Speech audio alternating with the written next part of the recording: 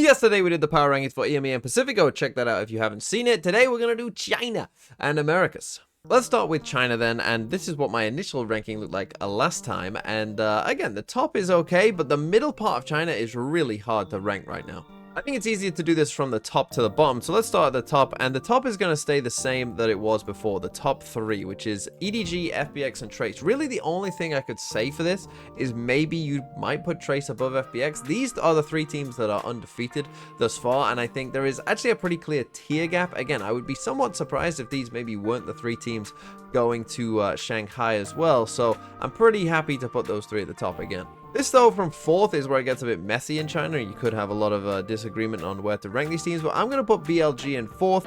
BLG had a strong showing in week one. They then did lose to Trace, but I'm not going to penalize teams too much for losing to those top three teams because I do think there is a bit of a tier gap. So on the whole, BLG, they did win a map in that game as well, so I'm going to put them fourth for now. Now, in fifth place, and some of you might call me a homer, but I'm going to put Wolves. Now, you might think the Wolves should be lower down because they're actually 1 and 2. They lost their first two games. One was against FBX, so again, not too big of a deal there, but the other one was to Tech, and that Tech game was a crazy game where Aluba and RB, one player from each side, were just going absolutely crazy, and it was a very strange game. I can't really remember a game like it, to be honest, but then Wolves did bounce back in the second week, and they did manage to beat AG, who are an okay side themselves, so I'm still feeling decent about Wolves' future, you know, kind of what they could do in the next couple of games, but it gets very tricky here. In sixth place, and this is where it gets very messy, because for instance, Tech beat Wolves, but DRG beat Tech, but AG beat DRG, but Wolves beat AG. Right, so it's just like a big circle of like, what order do you put these teams in? I'm gonna put DRG still in sixth. They are a bizarre team because when they play bad, they play really bad. And you can see this actually in their scores in their most recent game where they beat Tech, right? They lose the first map 13-4, they then win 13-7, they then win 13-5. Like, they are just like, if it's going bad, it's really bad. But if it's going well, it can go very well. That's just kind of the team that they are. I think a very up and down team. But I'll put them in sixth. In seventh, I'll go for AG, who, again, this middle pack is just a mess, and I'll put Tech in 8th because I do think they are a bit reliant maybe on RB winning that Wolves game and could have very easily lost that game as well and be 0-2. And then here at the bottom, I'm just going to go Nova, JDG, and Tai Lu. Now, Nova beat JDG, who the stocks were high for JDG coming in. A lot of people, and myself included, you know, thought they would be kind of in this like 4th or 5th range, maybe somewhere in there.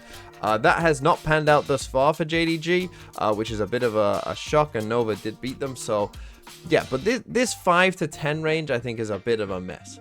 Okay, now on to Americas, and this was my power ranking from before. A lot of maybe teams in the right sort of area, but not the right spot, is what I would say, with one perhaps notable exception. Okay, so let's start from the bottom then, and the bottom place I'm going to put Furia. No real surprise, it looks pretty rough right now for Furia. In 9th and 10th, I think there is a bit of a debate between EG and MIBR. Now, between these two teams, to me, they're very similar teams, where they have the same problem, right? For EG and MIBR, both their coaching staffs, we know the coaching staffs are good. Both have won champs on their coaching staffs, but their players, I do worry about the firepower in their teams because both teams kind of suffered the same fate where EG got ran over by Oxy and Cloud9 and MIBR got run over by Kesnet and Crew, right? That if you come up against, you know, firepower heavy players or teams, that these teams don't have an answer for that. MIBR have only played one game, so it's a bit tough on them maybe, but I'm going to put them 10th for now and EG in 9th, but if you want to swap them around, I have no problem. Okay, and then for 6, 7, 8, I think there's a bit of a debate between three teams here as well, and the three teams I would put in this kind of debate are these three, Cloud9, G2, and Crew. Now, for Cloud9, they kind of, you know, beat Leviathan in what I would call a very sloppy, messy game. But then they looked, you know, much better against EG and just, you know, kind of farmed EG and looked very good. G2 in their first week also looked very good against EG. Which is maybe more of a sign of what's going on at EG than perhaps those two teams. But then in their game against 100 Thieves, it looked messy. It didn't look very good. And Crew have played, you know, two weaker teams in MIBR and Furia and just ran over them. So it's a real kind of what you think is good out of those three. I guess based on that, I'm going to put G2 8th. And I'm going to put Crew 7th and Cloud9 6th.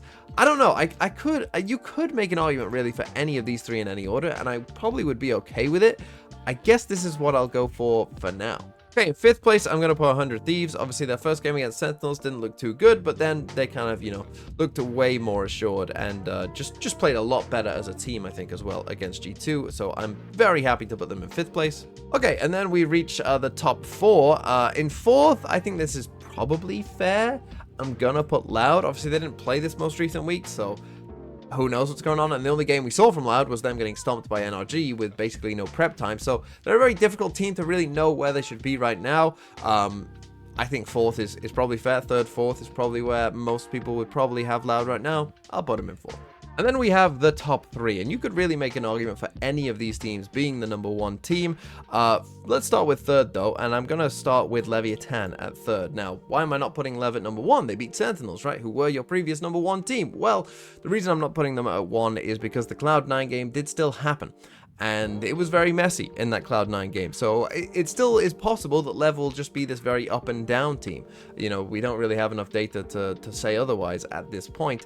So I'll put Lev at 3 for now. And then who's going to be number 1? Will it be NRG? Will it be Sentinels? Who's going to be up there? Well, I'm actually going to put NRG at 1 and Sentinels at 2.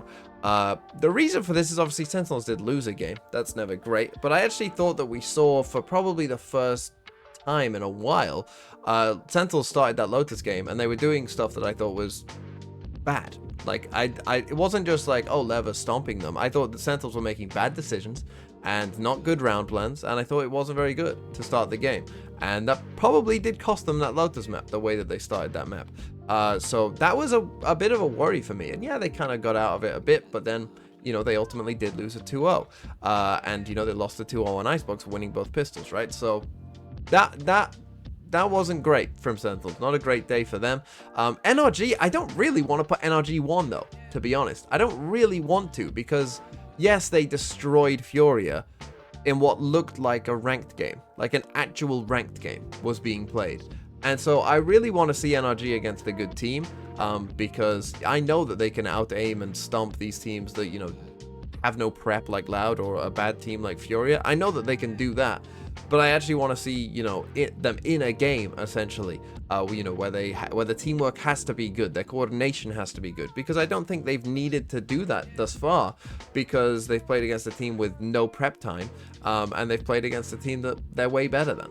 So there is the power rankings. Now, if you have any disagreements with anything that I've said, and I'm sure none of you will because it's objectively correct, you can send it to a number of different Twitter handles if you want to. Brencast, Sideshow Gaming, Elevated Speaks, any of them will be happy to take any criticism that you have of these power ranking lists. And I will be doing this every 2 weeks, so the next time we will do this will be week 4. I think Pacific might actually have finished by then with the way they're doing it. So yes, that's how it's going to work. Tomorrow I'll do the pick'ems as well, which again will all be correct.